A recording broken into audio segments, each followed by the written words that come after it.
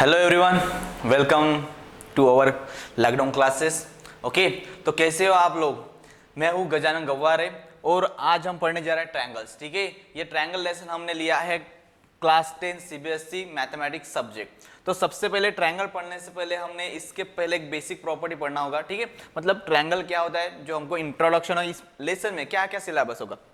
First होगा आपका introduction, second है सिमिलर फिगर, थर्ड है सिमिलरिटी ऑफ ट्रायंगल्स, फोर्थ है criteria for similarity of triangles, fifth area of similar triangles and last one Pythagoras theorem. ठीक है guys, अब मैंने तो यहाँ पे जो सिलेबस आपके सामने लिख के दिया है, मतलब ये पॉइंट है इस लेसन में से इंपॉर्टेंट पॉइंट अब क्या होगा।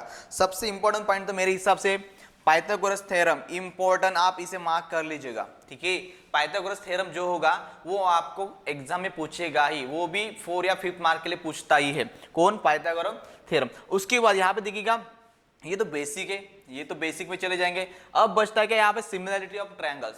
सिमिलरिटी ऑफ ट्रायंगल्स से भी यहाँ पे थ्योरम है। यहाँ पे जितना भी हम ज्योमेट्री अभी शुरू की है हमने, ठीक है, ये ज्योमेट्री का लेसन या ज्योमेट्री का पार्ट जो है हमारे इस सिलेबस का, वहां पे आपको थ्योरम अब पढ़ने होंगे। अब ये सर थ्योरम क्या होते हैं? थ्योरम यानी कुछ नहीं होता, एक फार्मूला हो या एक कंसेप्ट होता है, उसको प्रूफ किया जाता है। डायरेक्टली तो आपको पता भी होना चाहिए, जैसे मैंने कह दिया कि पाइथागोरस थ्योरम, और हमने पढ़ा भी है ट्रिग्नोमेट्री का जो हमने इंट्रोडक्शन पढ़ा था, वहां पे एक मैंने पाइथागोरस थ्योरम बताया था। क्या बताया था पाइथागोरस थ्योरम? इस टाइप से, क्या कि हाइपोटेनस का स्क्वायर, ओके, हाइपोटेनस का स्क्वायर इज इक्वल टू किसके बराबर होगा? बेस, या साइड लिख सकते हैं आप, बेस लिखेंगे, बेस का स्क्वायर प्लस एडजेसेंट साइड। ठीक है, एडजेसेंट साइड का स्क्वायर। ओके, तो ये था हमारा क्या पाइथागोरस थ्योरम, जो हमने कहां पे पढ़ा था? Introduction of trigonometry. ओके, अब वहां पे तो मैंने डायरेक्ट फार्मूला बताया था ये वाला।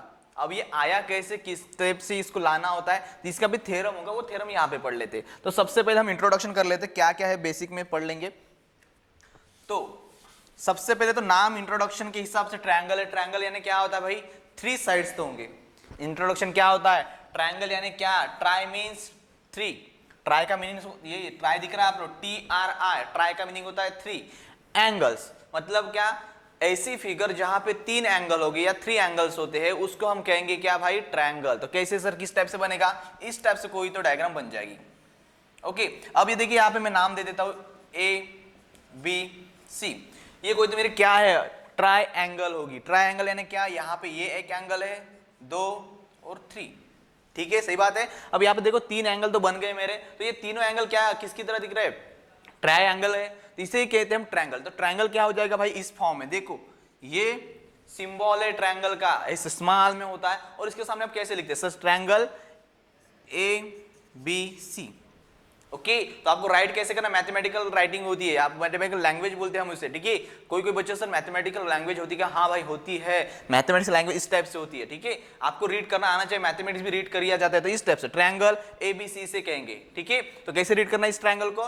Triangle ABC। ठीक है, तो यहाँ पे देखा मैंने कि तीनों एंगल है, और दूसरी बात क्या है sir? Angle A plus angle B plus angle C is equal to 180 degree. ठीक है, ये भी फंडा है कि याद करना है आपको। कौन सा फंडा भाई? कि आपका जो ट्रायंगल होता है वो ऑलवेज 180 डिग्री का होता है। मतलब क्या? उस ट्रायंगल के तीनों एंगल की एडिशन, ट्रायंगल के तीनों एंगल की एडिशन 180 डिग्री होती है ऑलवेज। ठीक है, इतना दो आपको कंसेप्ट में याद रखना है। मतलब आप कुछ भी करेंगे तो आपको 180 एंगल मिलना चाहिए। अब तो ये हमारा हुआ ट्रायंगल। चलो, ये तो इंट्रोडक्शन में हो गया। अब सिमिलरिटी का मीनिंग क्या होता है भाई? सिमिलरिटी फिगर किसे कहते हैं? सिमिलर फिगर आपने बहुत सारे देखी होगी। आपके पास क्या है? ये एक स्मॉल वाली कोई तो प्लेट है और एक बड़ी वाली प्लेट है। ओके, ये सिमिलर दिख रही ना आपको, है कि नहीं? बस ये भी सर्कल है, ये भी सर्कल है, हाँ भाई, तो इसी तो कहेंगे सिमिलर। सिमिलरली आपको ये बताने के लिए अब क्या है, ज्योमेट्री में तो ऐसे नहीं बोलेंगे सर ये भी स्मॉल है, मतलब क्या सर्कल है तो वो भी सर्कल है, नहीं। अब मैथमेटिकल लैंग्वेज क्या कहती है भाई? उसकी डेफिनेशन होगी। कौन सी डेफिनेशन है? वो कहेगी क्या? अगर करस्पॉन्डिंग साइड्स, ओके, कंडीशन क्या है? फर्स्ट है मेरी corresponding sides are equal ratio, okay, and second condition, corresponding angles are equal. ठीक है गाइस, इसका मीनिंग क्या होता है?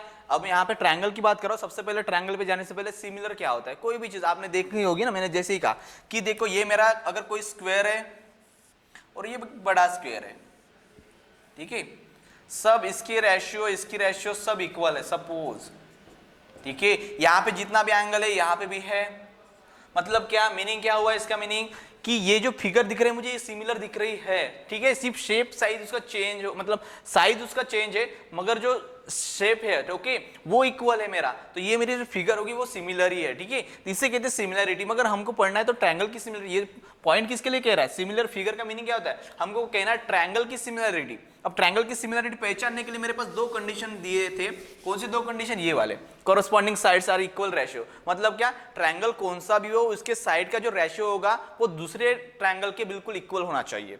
उस दूसरी बात, जो एंगल होते हैं वो इक्वल होने चाहिए। जैसे मैंने यहाँ पे एक डायग्राम निकाल रहा हूँ, कोई तो ये मेरा ट्रायंगल है, ठीक है गाइस, ये मेरा अगर 90 डिग्री का है, ये 45 डिग्री का है, ये भी 45 डिग्री, ओके, और मेरा एक नेक्स्ट एंगल है, चलो यहाँ पे थोड़ा गड़बड़ हुई, एंगल सेम रहेंगे, यहाँ पे भी 45, यहाँ पे 90 और यहाँ पे 45। अब यहाँ पे अगर मैं इस साइड की बात, एंगल तो सेम है, मेरे फर्स्ट कंडीशन क्या कहती है? ये वाली सेकंड वाली condition, corresponding angle are equal, दोनों में एंगल इक्वल दिख रहे हैं मुझे, यहाँ पे 90 है, यहाँ पे भी 90 है, 45 यहाँ पे 45 है, यहाँ पे 45, यहाँ पे 45, okay, first condition follow. Second condition क्या है? Corresponding sides are equal, okay, corresponding sides are equal ratio.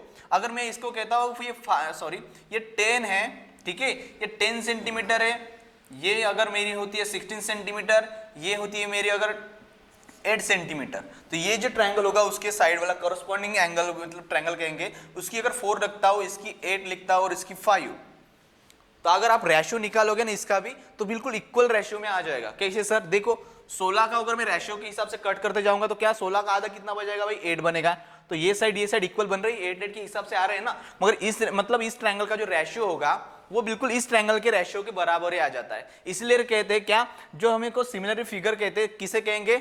जब उनकी साइड्स एंड एंगल इस टाइप से होंगे, ठीक है, मतलब ये दो कंडीशन फॉलो करें तो उसे कहेंगे हम क्या? Similar figure. उसके बाद थर्ड पॉइंट है, थर्ड पॉइंट क्या कहता है भाई यहाँ पे? Similarity of triangle. चलो अब तो ये तो हमने क्या सिमिलर फिगर की बात की थी और सिमिलरिटी ऑफ ट्रायंगल की भी बात हो गई थी, ओके, ये भी पॉइंट खत्म हुआ। अब यहाँ पे क्राइटेरिया फॉर सिमिलरिटी ट्रायंगल, ठीक है, अब क्राइटेरिया ऑफ सिमिलरिटी ट्रायंगल के लिए क्या क्या दिया है? यहाँ पे थ्योरम भी है कुछ कुछ जो आपको थ्योरम पढ़ने भी है, जैसे कि ये देख लो सिमिलरिटी ऑफ ट्रायंगल, ठीक है, एक थ्योरम है सिमिलरिटी ऑफ ट्रायंगल के यहाँ,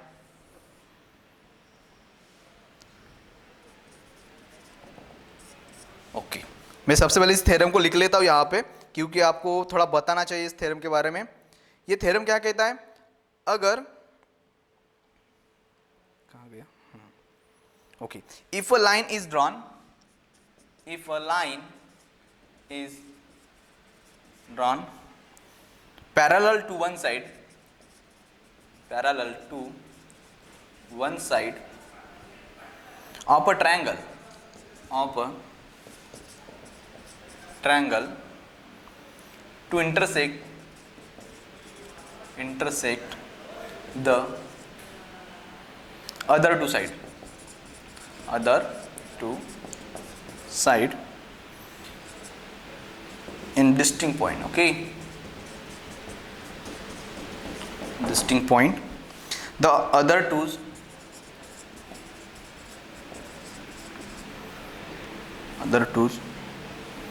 sides are divided in the same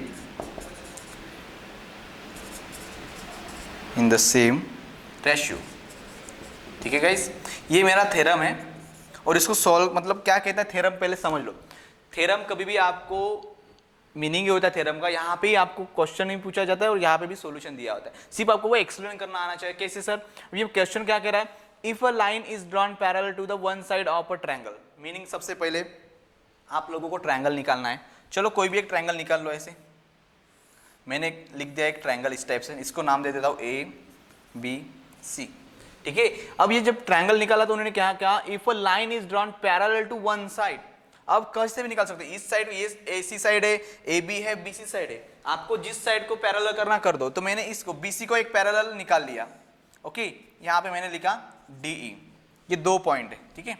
मैंने एक D और E पॉइंट दे लिया, ज्वाइन भी कर लिया। तो देखो, और ये BC को D पैरेलल है, ठीक है।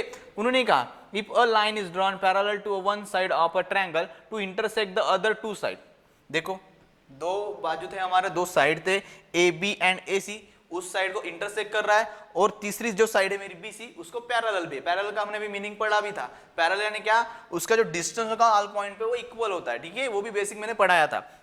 अब यहाँ पे उसके बाद उन्होंने क्या कहा, इन डिस्टिंक्ट पॉइंट द, यहां से चालू होता है आपका क्वेश्चन, मतलब सॉरी सॉल्यूशन। क्या करना है फिर आपको, क्वेश्चन क्या पूछा उन्होंने, the other two sides are divided in the same ratio, ये आपको प्रूव करना है। मतलब उन्होंने क्या कहा, ये रेशियो और ये रेशियो इन दो साइड का मतलब 2 पार्ट में डिवाइड हो गया ना मेरे, ये 2 साइड जो मेरे थे वो 2 पार्ट में डिवाइड हो गए। तो ये 2 पार्ट जो होंगे मेरे इक्वल रेशियो में होते, ठीक है। किसमें, इक्वल रेशियो। देखो, sides are divided in the same ratio, तो आपको वही यहाँ पे फाइंड आउट करना। मतलब क्या करना था, यही AD divided by DB is equal to AE divided by EC, ये आपको यहाँ पे प्रूव करना है, ठीक है। क्या प्रूव करना भाई, AD divided by DB is equal to AE divided by EC।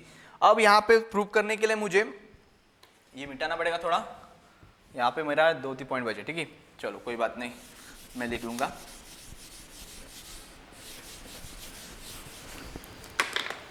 मैं थोड़ा फास्ट थ्योरम लेके जाऊंगा, आपको इतना तो ध्यान रखना है, ठीक है गाइस। अब देखिए यहाँ पे मुझे तो ये प्रूव करना है।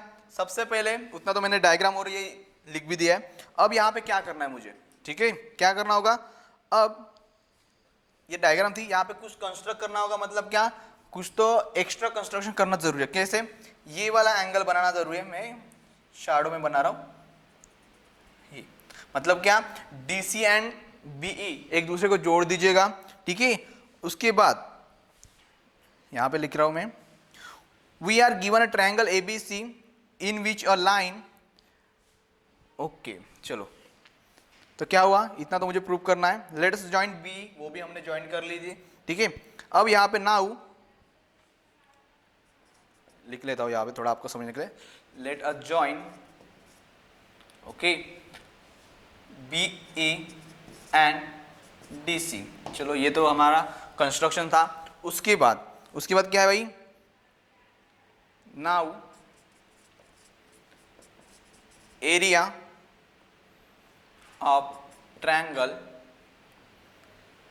ADE, ठीक है, एरिया ऑफ ट्रायंगल ADE। और मैंने ट्रायंगल का एरिया का फार्मूला भी बताया था। क्या बताया था भाई, हाफ इंटू बेस इंटू क्या, हाइट। अब तो यहाँ पे हो जाएगा 1/2 इंटू बेस का, कौन सा, ADE का, ADE, ये वाला जो ट्रायंगल दिख रहा है आपको, इस ट्रायंगल का वहां मुझे एरिया पहले यहाँ पे निकालना होगा। तो सबसे पहले मैं इस ट्रायंगल का एरिया निकाल रहा हूँ। तो क्या हो जाएगा, half into base into height. तो यहाँ पे मैंने लिख दिया, क्या हो जाएगा ये मेरा AD, ठीक है, AD इंटू EN, ठीक है। अब EN कहाँ पे भाई, आपको यहाँ पे थोड़ा कंस्ट्रक्शन करना पड़ेगा। कौन सा, ये भी, मतलब यहाँ पे अगर मैं पॉइंट देता हूँ और यहाँ से भी एक पॉइंट देता हूँ, मतलब क्या, यहाँ पे एक N होगा और यहाँ पे M होता है, ठीक है। तो ये भी कंस्ट्रक्शन के इसमें आ गया। तो मैंने यहाँ पे देखा, अगर ये ट्रायंगल में देखता हूँ तो इस टाइप से बेस कौन हो जाएगा, मेरा AD बेस हो जाएगा। इसको मैं रोटेट कर लो, ठीक है गाइस। तो जो इस ट्रायंगल की जो हाइट होगी ना, तो NE भी हो सकती है। देखो NE हाइट दी है, मेरा फार्मूला क्या था, half into base into height, ठीक है। ट्रायंगल का फार्मूला तो यही है। तो मैंने देखा यहाँ पे AD तो मेरा बेस बन जाएगा, NE ये क्या हो जाएगा मेरा, ये एंगल के लिए, AD एंगल के लिए, इस एंगल की बात कर रहा हूं मैं, इस एंगल के लिए मेरी जो हाइट होगी NE हो जाती है, बेस AD मतलब बेस AD हो जाएगा। इतना तो सबको पता है, ठीक है। उसके बाद सिमिलर ट्रायंगल हमारा होगा क्या, B, ओके, हाँ, ADE हो गया। उसके बाद मेरा ट्रायंगल है BDE। अब तो ये एंगल है, ठीक है। अब इस एंगल के लिए मुझे क्या निकालना है, ट्रायंगल BDE। अब इस एंगल के लिए भी सेम, हाफ इंटू, ठीक है। अब देखो यहाँ पे मुझे क्या करना पड़ेगा, यहाँ पे भी BDE है, हाफ इंटू DB, ठीक है, इंटू EN, ठीक है। इसमें भी क्या होगा, BDE में ये वाला जो एंगल बन रहा है यहाँ पे भी BD, okay multiply E N, ठीक है। ये सिमिलरिटी रूल है, तो इसके हिसाब से मुझे ये एंगल के क्या मिल गए, B D into E N मिल जाता है। उसके बाद ठीक हो, यहाँ पे है नेक्स्ट है मेरा area of triangle A D ई, ठीक है, ए डी ई। अब ए डी के बारे में देखिए, ए डी ऑलरेडी हमारे पास था, क्या था, half into A multiply D M, ठीक है। अब देखो यहाँ पे जो ई एन था, ओके, यहाँ पे जो ई एम है, and okay triangle D A C is equal to half into A C into D M, ठीक है। अब therefore triangle A D E divided by, ठीक है, A D divided by triangle B D E, अब इनकी value क्या दी थी भाई, half into A D, okay, half into A D into E N divided by half into D B into E N, ठीक है। अब दो ट्रायंगल थे, मैंने दो ट्रायंगल सिलेक्ट किए, दो ट्रायंगल का क्या हुआ, एरिया मैंने लिख दिया है यहाँ पे। अब ये एरिया किसके बराबर हो जाएगा भाई, ये जो साइड होंगी उनकी ए डी और डी बी, ठीक है, इसके बराबर है, इसके रेशियो के बराबर है, तो इसकी इक्वेशन नंबर 1 दीजिएगा। सिमिलरली, ठीक है, सिमिलरली मैंने क्या किया, triangle A D E divided by triangle D E C, ठीक है, ट्रायंगल डी ई सी, इसका भी लीजिएगा half into A D into E N, ठीक है। तो यहाँ पे डी एम है, नेक्स्ट मैंने ये भी निकाला था, ठीक है, इसके हिसाब से ये वाला एंगल, ठीक है, इसके हिसाब से अगर निकालते तो यहाँ पे डी एम आ जाएगा, D M divided by, okay, half into E C into D M, ठीक है। तो ये देखो यहाँ पे कट रहे थे, ठीक है, ये कट रहे हैं, तो अपने आप ये बचे वाला मैं लिख रहा हूँ यहाँ पे, तो ये भी कट जाएगा, ये डीएम कट जाता है, बचता क्या है यहाँ पे, ए D divided by E C, ठीक है, इसको इक्वेशन नंबर 2 दीजिएगा। तो मुझे क्या मिला, सबसे पहले मैंने तो ये वाला एंगल लिया था जो हाइट बेस, मतलब कौन सा, ए डी ई वाला, सेकंड है ए ई डी वाला, इन दो ट्रायंगल के हिसाब से मैंने वो भी निकाला। उसके बाद यहाँ पे मैंने रेशियो भी दे दिया किसके साथ, बी डी ई, और एक है मेरा डी ई सी, ये मतलब ये वाला एंगल, ठीक है। तो ये एंगल और ये एंगल का रेशियो किसके बराबर, इन दो ट्रायंगल सिमेट्रिक रूल के हिसाब से। अब यहाँ पे मुझे दो इक्वेशन मिल गए, कौन से, इक्वेशन नंबर 1 मतलब A D divide by D B, और इक्वेशन नंबर 2 वहां पे है A D divide by E C, okay. अब ये दो इक्वेशन मुझे किस काम में आएंगे भाई, अगर मैं इसका रेशियो निकालता हूं यहाँ पे, ठीक है। अब मेरा पास क्या है भाई, एक ट्रायंगल है B D E is equal to triangle D E C, okay, B D E मतलब ये वाला एंगल किसके बराबर होगा, डी ई सी, मतलब इस एंगल के बराबर है। ये तो सही बात है, देखो ये एंगल और ये एंगल इक्वल है, तो मैंने यहाँ पे भी लिख दिया, ये ट्रायंगल जो है दोनों इक्वल है। अब यहाँ पे क्या हो जाएगा, अब फ्रॉम इक्वेशन 1 एंड 2 मुझे क्या मिल जाएगा भाई, A D divided by D B, ठीक है, A D divided by D B and A divided by E C. और मुझे प्रूफ तो यही करना था, ठीक है, मुझे क्या प्रूव करना था भाई, यही प्रूव करना था क्या, कि जो मेरा ट्रायंगल है, जब मुझे इसके एक साइड को कोई पैरेलल में क्या निकालता हूँ, लाइन ड्रॉ करता हूँ, जो उसके दो अदर साइड होंगे उसको क्या करेगी, इक्वल रेशियो में डिवाइड करेगी। ये थ्योरम था जो आपको डायरेक्टली अब ये काम का है, ठीक है, ये तो थ्योरम है, थ्योरम में ऐसे पूछ के आपको एक क्वेश्चन आ सकता है, ठीक है। वैसे थ्योरम इंपॉर्टेंट है क्योंकि ये आपको पूछ सकता है, तो इसका भी इस्तेमाल आपको एग्जाम में करना है। चलोगा, ये तो हुआ आपका ये वाला थ्योरम। उसके बाद, ठीक है, उसके बाद बिल्कुल इसके रिवर्स वाला एक थ्योरम होता है, मतलब वो क्या बोलते हैं उसको, कंट्रोवर्शियल थ्योरम कहते हैं। मतलब क्या, उल्टे से अब स्टार्ट करते हैं, कैसे, अगर दो साइड, एक ट्रायंगल के अगर कोई दो साइड इक्वल रेशियो में मतलब डिवाइड हो गए, तो वो वाले ट्रायंगल, ओके, वो ट्रायंगल पे जो लाइन ड्रॉ है वो पैरेलल होगी क्या, दूसरे साइड से। इस टाइप से क्वेश्चन आपको पूछता है, मतलब वो थ्योरम है उस टाइप से जो आपको लिखना है, ठीक है गाइज। फिलहाल हम यहाँ पे बेसिक ही पढ़ेंगे, तो फास्टली आपका बेसिक हो जाएगा। नेक्स्ट है मेरा, okay,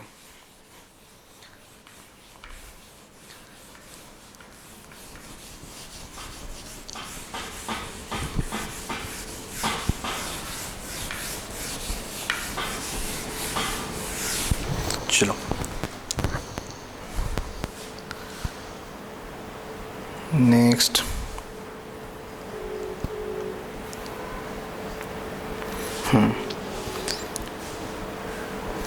area of similar triangle. ठीक है, तो ये था इतना। नेक्स्ट मेरा पॉइंट होगा area of similar triangle.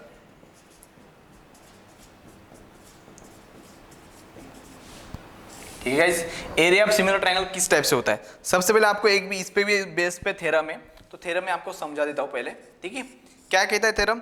Theorem में भी इस टाइप से है कि जो ट्रायंगल होंगे हमारे दो सिमिलर ट्रायंगल होंगे, उसका जो एरिया होता है वो किस बेस पे होता है, मतलब क्या होगा, डायरेक्टली मैं आपको पहले बता देता हूं कि जो सिमिलर ट्रायंगल होते हैं उनका जो एरिया होता है, मतलब एरिया का स्क्वायर इज इक्वल टू क्या होगा, उसके साइड का रेशियो होता है, मतलब करस्पॉन्डिंग जो साइड होते हैं उसका रेशियो होता है। ये हमको प्रूव करना है। अब जैसे यहाँ पे थ्योरम कहता है, कौन सा थ्योरम है भाई?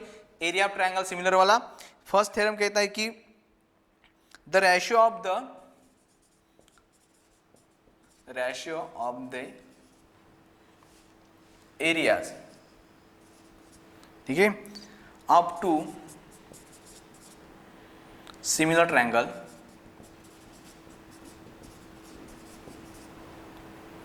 is equal to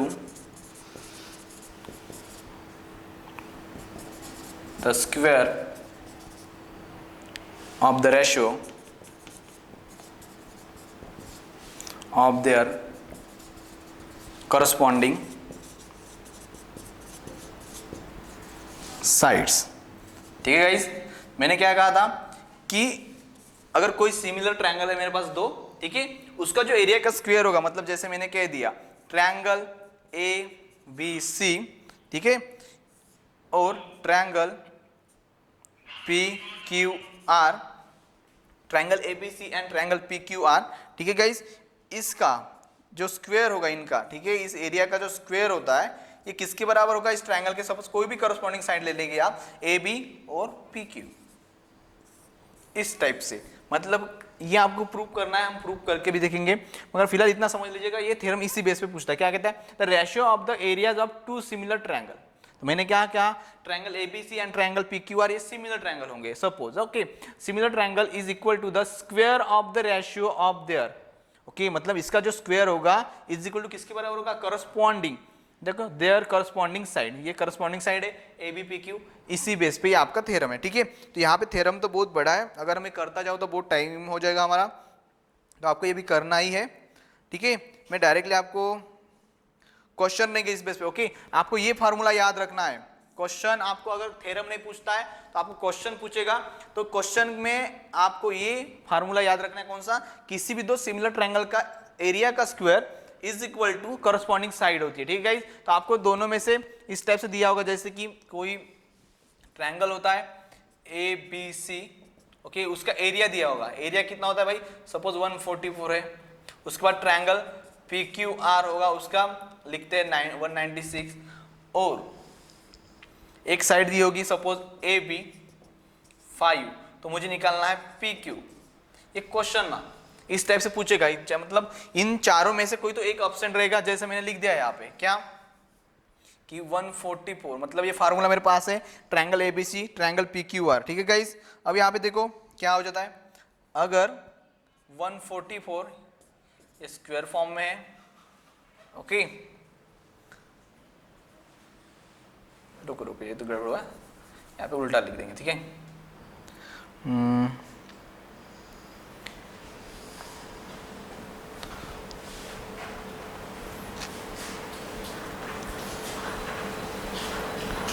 okay okay, sorry, ये अपना क्वेश्चन थोड़ा उल्टा हुआ, इस साइड का स्क्वायर होता है। ठीक है गाइस, ये जो ट्रायंगल होगा, ट्रायंगल का एरिया किसके बराबर होगा? वो साइड, करस्पॉन्डिंग साइड के स्क्वायर के बराबर होता है। यहाँ पे उल्टा हुआ है, तो यहाँ पे 140 पर अगर लिखता हूँ मैं, और यहाँ पे 196, और यहाँ पे मैंने लिख दिया 5, तो मुझे पी क्यू की वैल्यू निकालनी है। ठीक है, अब मैंने लिखा यहाँ पे 144 196 is equal to A B कितनी है भाई? 5 का square divide by P Q का स्क्वायर। ठीक है, अब जब मैं इसको सॉल्व करूंगा, पी क्यू का स्क्वायर इज इक्वल टू कितना हो जाएगा भाई? ये तो 5 मतलब 25 हो जाएगा, डिवाइडेड बाय 144 मल्टीप्लाई 196 ठीक है। तो पी क्यू बराबर कितना हो जाता है, ये 5u मल्टीप्लाई 14 डिवाइड बाय 12। सही बात है, जब आप स्क्वायर हटा दोते तो इनका सबका स्क्वायर निकल जाएगा, तो पी क्यू की वैल्यू क्या बन जाएगी, इसको सॉल्व करने में जो भी आंसर बनता है, ठीक है, जैसे मैंने निकालने की कोशिश करूंगा 6 ये 7 35 डिवाइड बाय 6, ओके। तो इसको सॉल्व करने के बाद जो भी आंसर आता है वो आपका पी क्यू की वैल्यू रहती है, ठीक है। तो इसी टाइप से आपको करना है। फार्मूला एक बार रिपीट कर रहा हूं मैं, किसी भी दो सिमिलर ट्रायंगल का एरिया, ओके, रेशियो में is equal to corresponding side का स्क्वायर, ठीक है, करस्पॉन्डिंग साइड का स्क्वायर। यही फार्मूला आपको क्वेश्चन में भी अप्लाई करना है, ठीक है गाइस। नेक्स्ट है यहाँ पे आपके पाइथागोरस थ्योरम, ये इंपॉर्टेंट है, ठीक है गाइस। मैं इस पे फोकस करूंगा पाइथागोरस थ्योरम में। अब देखो यहाँ पे पाइथागोरस थ्योरम तो मैंने इसके पहले भी पढ़ाया था, मगर ये थ्योरम है, पूरा हमको प्रूव करके दिखाना है, तो थोड़ा करके देखेंगे। चलो, क्या कहता है पाइथागोरस थ्योरम, पाइथागोरस थ्योरम, ठीक है। ओके, गोरस की स्पेलिंग।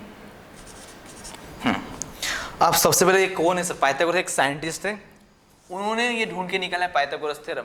पाइथागोरस थ्योरम का हमने ट्रिग्नोमेट्रिक जो एप्लीकेशन थे वहां पे यूज था।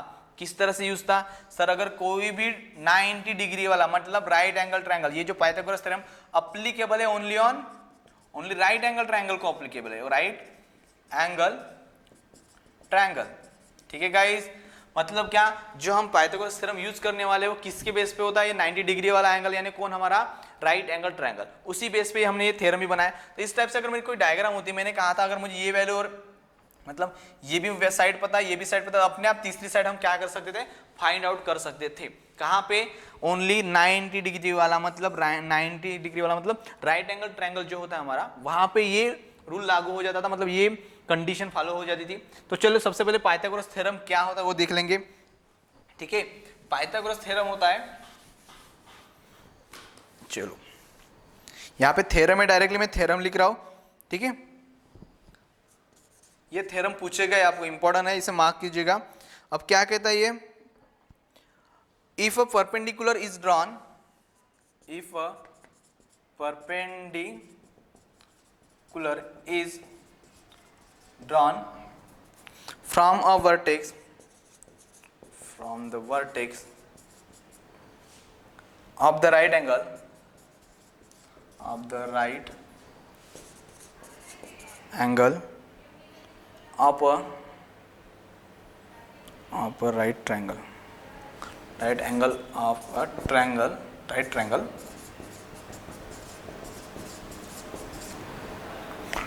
to the hypotenuse,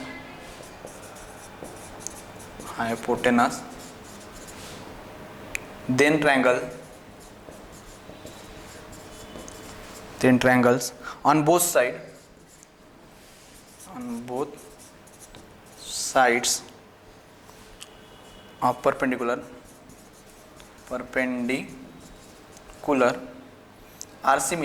are similar to the whole triangle and each other, ठीक है गाइस। ओके, ये तो थ्योरम गलत हुआ, हमने थ्योरम अलग लिखा है। ये भी एक थ्योरम है, मगर हमको पाइथागोरस थ्योरम करना था, गलत हुआ है, तो ओके ये जाने दो, हमको ये वाला थ्योरम करना है। In a right angle triangle, right angle triangle, the square of hypotenuse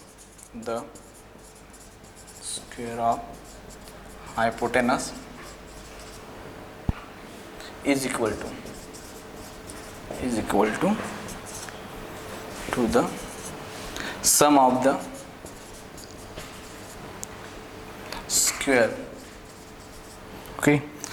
of the other two side. ये थ्योरम है हमारा पाइथागोरस थ्योरम, ठीक है गाइस।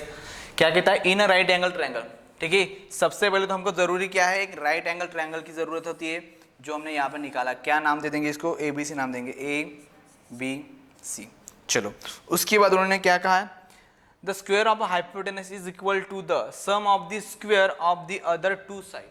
ठीक है, मतलब क्या, अगर कोई भी मुझे ट्रायंगल है, सपोज ये वाला ट्रायंगल मैंने ले लिया, ठीक है, और हमने इससे पहले पढ़ा है कोई ट्रायंगल जो होता है, ये ट्रायंगल है, ये है मेरा बेस, इस थीटा के अकॉर्डिंग है, ओके, इसको नाम देता हूं मैं ABC, ये बेस हो जाता है, ये परपेंडिकुलर साइड हो जाती है, ठीक है, परपेंडिकुलर साइड। इस साइड को बहुत नाम है, एक तो एडजेसेंट साइड भी कह सकते हैं, परपेंडिकुलर साइड कह सकते हैं, या अपोजिट साइड कह सकते हैं, ठीक है, इसको बहुत सारे नाम है, आपको जो भी सुटेबल लगते हैं वो नाम दीजिएगा। और ये तो हाइपोटेनस हो जाता है, ठीक है, ये तो हाइपोटेनस मतलब क्या, जो हम राइट एंगल ट्रायंगल पढ़ने जा रहे हैं और वहां पे हमको क्या पाइथागोरस जब थ्योरम पढ़ना होता है तो मुझे ये तीन साइड पता होनी चाहिए, ठीक है। अब तीन साइड और यहाँ पे एक होता है 90 डिग्री का एंगल और बाकी के दो, उनकी एडिशन 90 डिग्री बन जाएगी। क्यों? क्योंकि ट्रायंगल की एडिशन तो 180 डिग्री होते हैं, तो ये अगर 90 है तो उन दोनों की एडिशन तो मुझे क्या मिलनी चाहिए भाई, 90 मिलनी चाहिए, 90 प्लस 90 180 डिग्री। अब थ्योरम क्या कहता है कि जो हाइपोटेनस होगा, हाइपोटेनस, ठीक है, उसका स्क्वायर किसके बराबर होगा, मतलब जो हाइपोटेनस का जो स्क्वायर होता है, जो बचे हुए दो साइड है उनके स्क्वायर के मतलब सम के बराबर होता है। मतलब क्या, बेस का square plus, okay, adjacent side नाम देता हूं मैं, एडजेसेंट साइड, अपोजिट लिखेंगे आपको अच्छे से समझ में आ जाएगा, ओके, अपोजिट, अपोजिट साइड का स्क्वायर। तो ये थ्योरम आपको क्या करना है, प्रूव करना है, बिल्कुल थ्योरम यही पूछता है, हाइपोटेनस का square is equal to base का स्क्वायर प्लस अपोजिट साइड का स्क्वायर। ये है आपका पाइथागोरस थ्योरम, ठीक है। मैंने यहाँ पे ट्रायंगल भी निकाला है, एक ट्रायंगल हमारा ABC है, तो यहाँ पे मुझे पता लगा ये तो बेस होगा, ओके, और ये मेरी अपोजिट साइड होगी और ये मेरा हाइपोटेनस है। चलो इतना तो पता है। अब क्या करेंगे, सबसे पहले एक कंस्ट्रक्शन करना जरूरी है आपको इस डायग्राम में। अब कौन सा कंस्ट्रक्शन सर, बिल्कुल ये जो हाइपोटेनस होता है, इस हाइपोटेनस को एक परपेंडिकुलर, परपेंडिकुलर का मीनिंग ही होता है क्या, 90 डिग्री में क्रॉस करने वाला, 90 डिग्री में इंटरसेक्ट करने वाला एक लाइन, ठीक है। देखो यहाँ पे मैंने ये क्या किया, BD, यहाँ पे नाम दे दो, मैं एक नाम देता हूँ D, मतलब मैंने क्या किया, BD एक ऐसी लाइन ड्रॉ की, परपेंडिकुलर ड्रॉ की, कहाँ पे, किस साइड पे, हाइपोटेनस पे। हाइपोटेनस कौन है, मेरा AC है, ठीक है। तो गाइज हाइपोटेनस मेरा AC है, AC पे मैंने क्या किया, BD नाम का एक परपेंडिकुलर ड्रॉ कर दिया, यहाँ पर लिख दो। अब ये थ्योरम इस तरह से जाएगा। चलो सबसे पहले मुझे तो ये प्रूव करना है, पता है। अब क्या, इसको इस फॉर्म में लिख लेते हैं थोड़ा, क्योंकि नाम पता है हमको साइड के।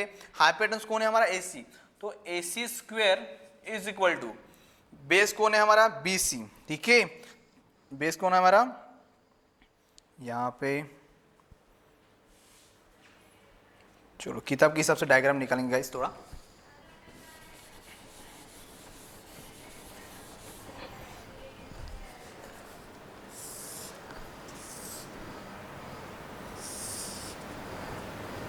इसको ABC, ये D, ठीक है। और यहाँ पे अगर AC स्क्वायर है तो AB square plus BC square, ठीक है। तो मेरा क्या हुआ, AB एक साइड है, BC एक साइड है, ठीक है, और AC जो है मेरा ये बन जाएगा मेरा हाइपोटेनस। क्यों? क्योंकि अगर ये 90 डिग्री में होता है तो, ठीक है, ये अगर 90 डिग्री में होता है तो। अब देखो सबसे पहले ये तो प्रूव करना है मुझे। अब क्या होगा, यहाँ पे मैंने लिख दिया, let BD is perpendicular to, ये क्या है, BD मेरा परपेंडिकुलर है, ठीक है गाइस। BD परपेंडिकुलर है किसको, इस AC को, AC। उसके बाद उन्होंने क्या कहा, ट्रायंगल ADB ये सिमिलर है किसके साथ, ट्रायंगल ABC के साथ। ट्रायंगल देखो ADB, ओके, मतलब ये वाला जो एंगल है ये भी 90 डिग्री का है, क्योंकि परपेंडिकुलर बना है, तो ADB ये परपेंडिकुलर है, मतलब 90 डिग्री का एंगल है, तो सिमिलरली वो भी किसके साथ होगा, एंगल ABC, क्योंकि ये भी 90 डिग्री का एंगल है, ठीक है। तो ये 90 डिग्री और ये 90 डिग्री, तो ये क्या बन जाएगा, सिमिलर ट्रायंगल है हमारे दोनों भी। उसके बाद AD डिवाइडेड बाय AB, अब आपको याद करनी होगी कौन सी, ये तो सिमिलरिटी लगा दी हमने, इसके पहले जो पढ़ी थी सिमिलरिटी, उसके बाद हमने कहा था क्या, एरिया ऑफ ट्रायंगल, वो फंडा यहाँ पे यूज करना है। एरिया ऑफ ट्रायंगल यानी क्या, जब सिमिलर ट्रायंगल होते हैं तो उसके करस्पॉन्डिंग साइड भी इक्वल होते हैं और एंगल भी इक्वल होते हैं। तो देखो यहाँ पे रेशियो जो होगा साइड का वो भी इस टाइप से होगा, AD डिवाइडेड बाय AB, उसके बाद AB डिवाइडेड बाय AC।